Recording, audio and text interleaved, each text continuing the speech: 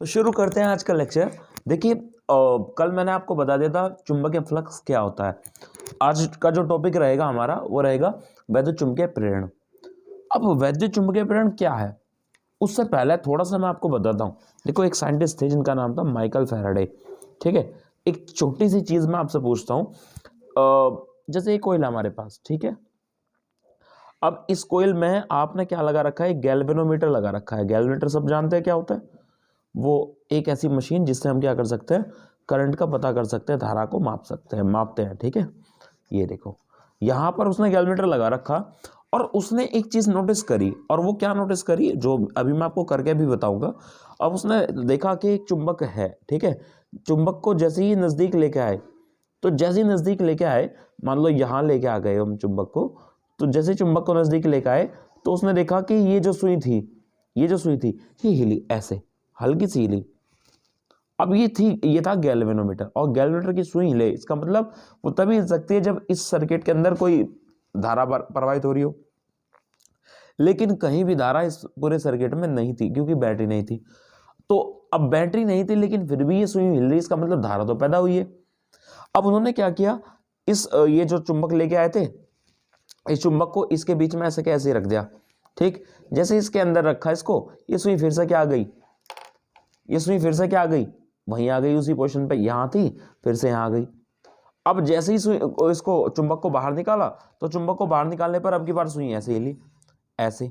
तो आप ये नोटिस करो, जब चुंबक को नजदीक लेके आ रहे हैं तो ये सुई हिल रही है, जब दूर लेके जा रहे हैं तो सुई हिल रही है, लेकिन जब हम इसको एज इट इज रख रहे हैं, जो का तू रख रहे हैं, तब ये सुई नहीं हिल रही है, तब ये सुई बिल्कुल जो है ना स्थिर है। तो सोचने वाली बात यहां पर यह है कि ऐसा हुआ क्यों। फैराडे हैरान कि ये ऐसा हो क्यों रहा है। तो बाद में ये निष्कर्ष निकाला, देखो ये अगर मैग्नेट दूर होगी तो चुंबकीय बल रेखाएं क्या होंगी, कम हो जाएंगी। अगर मैग्नेट पास होगी तो चुंबकीय बल रेखाओं की संख्या यानी कि चुंबकीय फ्लक्स क्या होगा, बढ़ जाएगा। हाँ, तो हम ये नोटिस करें कि जब जब जब जब किसी कुंडली से बद्ध चुंबकीय फ्लक्स में परिवर्तन हो रहा है, केवल तब तब ही क्या हो रहा है, इस जो कोयल है, ये सॉरी गैल्वेनोमीटर है, इसकी सुई उठ रही है, यानी कि इसके अंदर एक धारा पैदा हो रही है, प्रेरित हो रही है। और जब हम उस चुंबक को स्थिर रख रहे हैं तो कुछ नहीं हो रहा है। तो यहां पर एक बात कही कि जब किसी लूप अथवा कुंडली से बद्ध चुंबकीय फ्लक्स में परिवर्तन किया जाता है तो इसमें एक प्रेरित धारा अथवा वैद्युत वाहक बल उत्पन्न हो जाता है। यह घटना वैद्युत चुंबकीय प्रेरण कहलाती है। क्लियर हुआ, डेफिनेशन यही लिख के आप आएंगे। चलो पहले हम करके देखते हैं क्या सच में ऐसा होता है। चलो देखते हैं। देखो मैंने आपके लिए एक अरेंजमेंट बनाया है आज, ठीक है। मैं इसको कनेक्ट कर रहा हूँ, पहले थोड़ा बता देता हूँ। यहाँ एक ट्रांजिस्टर लगा हुआ है, एक रेजिस्टेंस लगा हुआ है, एक कोइल है सिंपली। तो इस डिवाइस का काम क्या है, इस डिवाइस का काम ये है कि ये इसके अंदर जो पैदा होगा करंट, क्योंकि हम ये जो करंट भेज रहे हैं वो कौन सा करंट है, डीसी। भाई डीसी का एसी और डीसी तो पढ़ा है ना। अब ये डीसी करंट है, डायरेक्ट करंट है। अब जैसे ही मैं इसके अंदर ये करंट भेजूंगा तो ये क्या करेगा, इस करंट को लगातार परिवर्तित करेगा। अब सोच के देखो कि दुनिया को एक कोयल दिखाई देगी, लेकिन असल में क्या होगी, एक चुंबक होगी। चलो पहले करके देखते हैं। देखो मैं इसको कनेक्ट कर दिया, यहां से कर दिया कनेक्ट। अब देखना होगा क्या, ये मैजिक तो नहीं कह सकते आप इसको, फिजिक्स ही है। पर ये देखो दिखाई दिया, ये देखो दिखाई दिया, क्या हो रहा है, ये जो बल्ब है ये क्या हो रहा है, जल रहा है। ये देखो। अच्छा जब दूर लेके जा रहे जब नहीं, लेकिन जब इसके पास लेके आ रहे हैं आप ये नोटिस करो, ये जो बल्ब है वो क्या हो रहा है, जल रहा है। यही तो फैराडे ने भी किया था।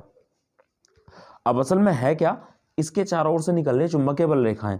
अब तुम ये देखो कि एंगल का कितना फर्क पड़ता है। कल मैं चुंबकीय फ्लक्स पढ़ा रहा था, जितनी ज्यादा चुंबकीय बल रेखाएं इससे गुजरेंगी उतना ज्यादा इसके अंदर क्या बनेगा, करंट बनेगा, है ना।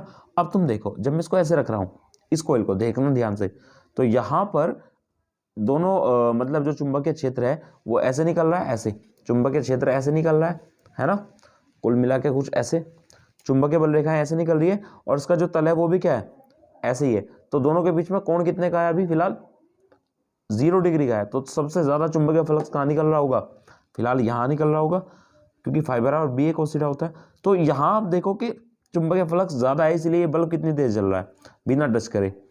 अब अगर मैं इसको घुमा दूं, ये देखना ध्यान से, चुंबकीय बल रेखाओं की संख्या क्या होगी, कम हो गई, और यहाँ तो बिल्कुल 0 हो गई। ये देखो जो आपको पढ़ाया गया क्या वो है या नहीं है, ये देखो कल मैंने सोचा था कि आपके लिए कुछ करूं, तो फाई बराबर देखो होता है बी ए कोस थीटा, बी ए कोस थीटा।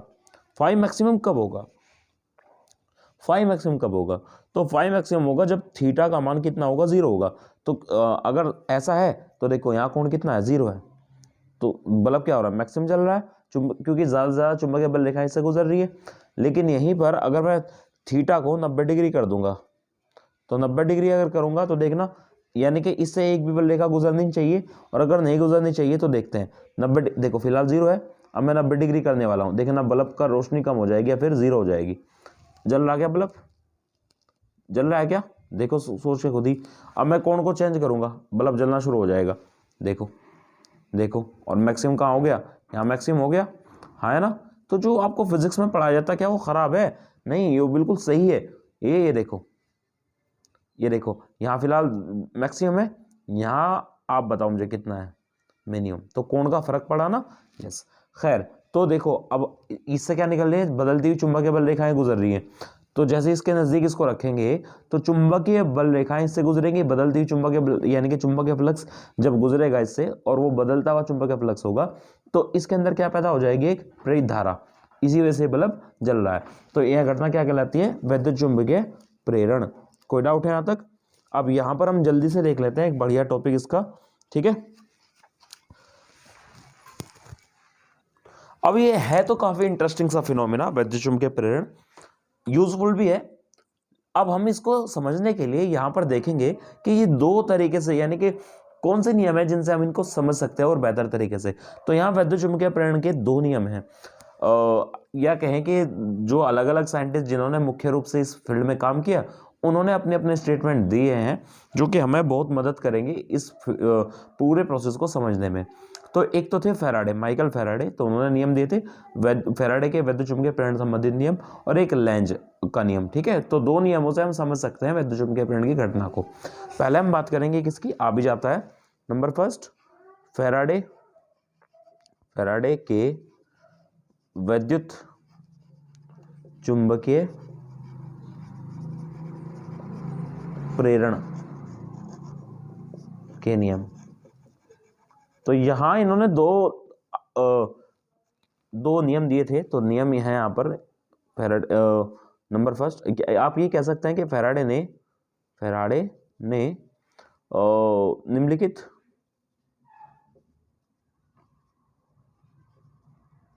दो नियम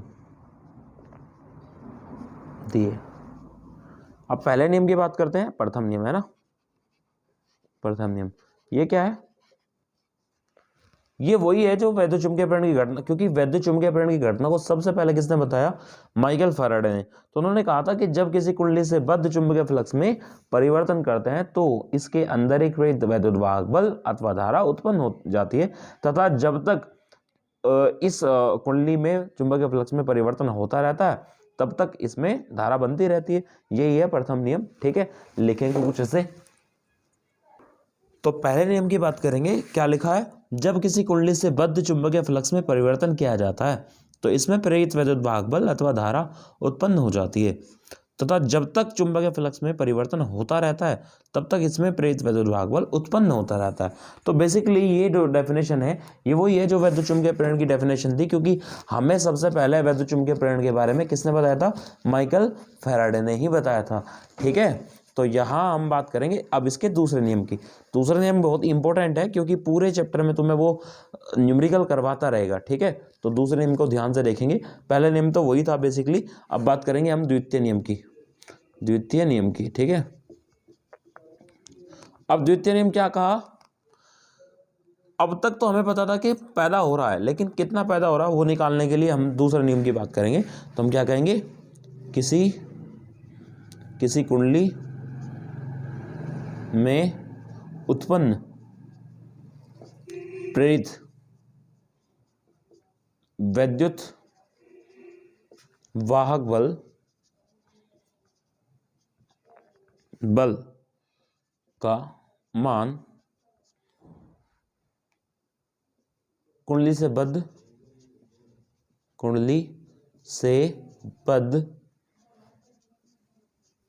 चुंबकीय फ्लक्स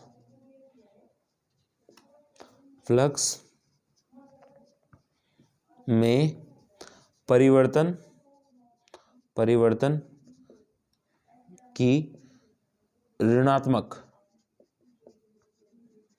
समय दर के बराबर होता है। यानी कि जो E है वो क्या होगा, माइनस के d∅dt। ठीक है, इतना वोल्ट। तो पहला नियम हमें बताता है कि वैद्युत वाहक बल पैदा होगा, लेकिन दूसरा नियम हमें बताता है कि वैद्युत वाहक बल कितना पैदा होगा। ठीक है, तो बेसिकली क्या है कि हो क्यों रहा है, चुंबकीय फ्लक्स में परिवर्तन के कारण। तो दूसरे नियम में हमें पता लगता है कि किसी कुंडली में उत्पन्न प्रेरित वैद्युत वाहक बल सदैव उस कुंडली से बद्ध चुंबकीय फ्लक्स में परिवर्तन की ऋणात्मक समय दर के बराबर होता है। ठीक है, ये हुए हमारे फैराडे के नियम। ठीक है, लेंज के नियम के भी अभी बात कर लेते हैं हम।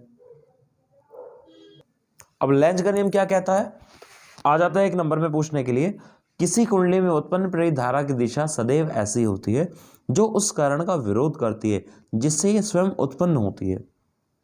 मैं आपको आगे जाके इसके क्वेश्चंस भी बहुत सारे कराने वाला हूं, याद रखना लेंज के नियम को। ठीक है, तो जैसे ये एक कोयल है, इसके अंदर अगर धारा पैदा हो रही है तो ये हमेशा कोशिश करेगी कि जो इसको पैदा करा उसका ये क्या कर सके, विरोध कर सके। ठीक है, और डिटेल में हम समझेंगे इसको आगे, पर अभी ध्यान रखना नोट करके, जो वैद्युत चुंबकीय प्रेरण की घटना है, कई बार पूछ लेता है कि लेंज का नियम किस पर आधारित है या फैराडे का नियम, तो वैद्युत चुंबकीय प्रेरण की घटना ही किस पर आधारित है।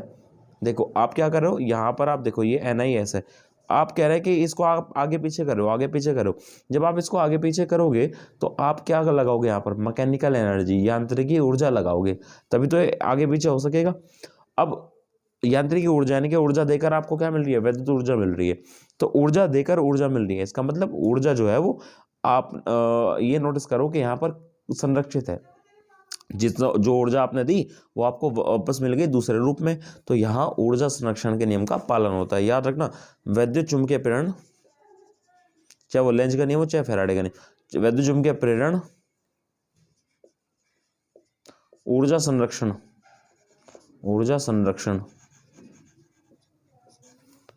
के नियम पर आधारित है। ठीक है, नियम पर आधारित है। ठीक है, जैसे देखो ये बल्ब अगर जला था तो क्यों जला था, क्योंकि मैंने यहाँ पर ऊर्जा दी, और ऊर्जा देकर ही मुझे क्या मिल रहा था, ऊर्जा मिल रही थी। ठीक है, तो ऊर्जा संरक्षण के नियम पर आधारित है। कोई डाउट है यहाँ तक? चलो भाई, ये क्वेश्चन बहुत मोस्ट कॉमन क्वेश्चन है और बहुत ज़्यादा इंपॉर्टेंट क्वेश्चन है, ध्यान रखना। इस टाइप का क्वेश्चन आपको 2025 में भी देखने को मिल सकता है, जहां आपको चुंबकीय फ्लक्स की एक समीकरण दे देता है। तो आपको दिया है 5 बराबर कितना, 5t³ माइनस 100t और प्लस 300 वेबर। ठीक है, और t बराबर कितना दे रखा आपको, 2 सेकेंड। अब बच्चे क्या गलती करते हैं, यहाँ पर t का मान रखते हैं। नहीं भाई, आपको फॉर्मूला पता होना चाहिए। E बराबर कितना होता है, माइनस के d∅/dt। इसका मतलब हमें क्या करना है, इसका अवकलन करना। अब जो मैथ्स वाले उन्हें तो कोई दिक्कत नहीं अवकलन करने में, पर जो बायोलॉजी वाले हैं मुझे तो उनको भी देखना है, तो तुम्हें तरीका बता रहा हूँ फिर। ठीक है, वैसे तो आपके पास फॉर्मूला होता है x⁴n का फॉर्मूला होता है nx⁴n-1। ठीक है, पर फॉर्मूले को कुछ लोग समझ ना पाए तो सुनो, पावर को गुणा में ले लो और पावर में कम करके लिख दो। किसी का भी अवकलन करना हो पावर में को गुणा में ले लो और पावर में कम करके लिख दो। तो ये कितना आ जाएगा हमारे पास, माइनस के पावर को गुणा में लो 5, ये 3 5 के साथ गुणा में जाएगा, 5 या 15, पावर में कम करके लिख दो। तो 3 था, यहाँ कितना रह जाएगा, 2। जैसे यहाँ पावर 1 है तो गुणा में ले लो, 100 ही कम 100, पावर में कम करके लिख दो, 0 हो जाएगा।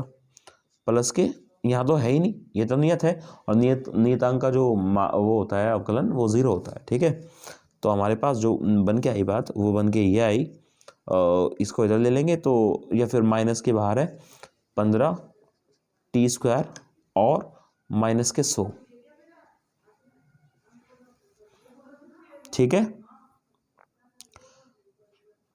अभी हम क्या करने वाले हैं, देखो यहाँ तक कोई डाउट है किसी को, क्योंकि t⁴0 का मान तो एक ही होता है ना। अब t बराबर कितना रखेंगे, 2 सेकेंड रखने पर रखो, तो e बराबर कितना आएगा, माइनस के 15 और टी की जगह क्या रखेंगे, 2 का स्क्वायर माइनस 100। ठीक है, तो ई बराबर कितना आ जाएगा, माइनस के ये 2 का स्क्वायर क्या हो 4, और 4 की गुणा 15 में करेंगे तो आपका 60 माइनस 100। अब 60 में 100 गए कितना बच जाएगा, 40 बचेगा, वो माइनस के, लेकिन माइनस बाहर है। देख यहाँ पर थोड़ी जगह बच रही, ध्यान से देखो, यहीं दिखा देता हूँ थोड़ा सा। ठीक है, यहाँ पर ई का मान क्या आएगा, माइनस और माइनस के 40, तो माइनस माइनस क्या हो जाएगा प्लस, तो ई का मान क्या आ रहा 40 वोल्ट। कौन सा ऑप्शन, बी। तो ऑप्शन बी सवाल का आंसर है। तो ऐसे ही आप सवाल कीजिएगा, कल मिलता हूँ, ठीक है।